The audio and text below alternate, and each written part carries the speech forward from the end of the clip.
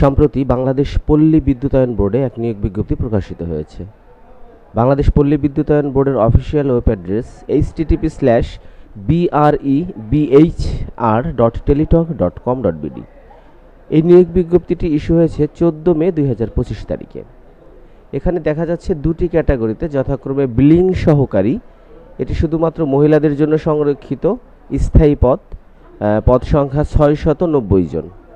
বয়সসীমা 18 হতে 32 বছরের মধ্যে হতে হবে এবং প্রার্থীকে অবশ্যই এইচএসসি অর্থাৎ ইন্টারমিডিয়েট পাস থাকতে হবে এবং জিপিএ 5-এর মধ্যে মিনিমাম 3 থাকতে হবে।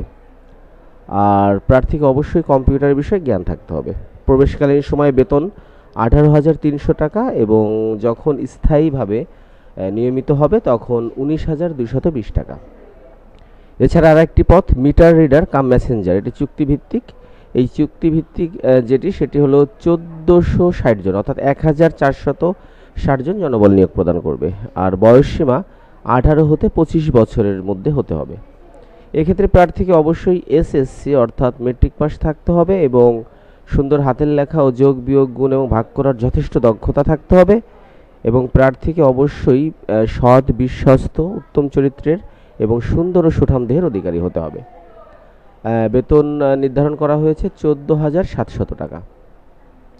আবেদনের শুরুর তারিখ 20 মে 2025 সকাল 10 ঘটিকা হতে এবং অনলাইনে আবেদনের শেষ তারিখ এখানে উল্লেখ করা হয়েছে, শেষ তারিখটি উল্লেখ করা হয়েছে